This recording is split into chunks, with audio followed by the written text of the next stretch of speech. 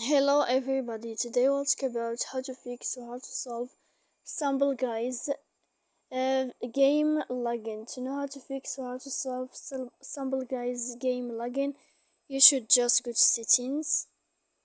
After that, in this page, you will enter to this window of apps, default apps, app settings. Here in this list, you will search about this window of Stumble Guys. Then we click on force stop and we click OK. Here we go to click storage. When you'll find this sign, we click clear cache, and in the end you can turn off your Wi-Fi. Then you can wait a moment and you can turn on your Wi-Fi again to fix any problem that you have on Stumble Guys. So please don't forget to support us by like and subscribe. See you next time in another video, and thank you for your attention and your watching.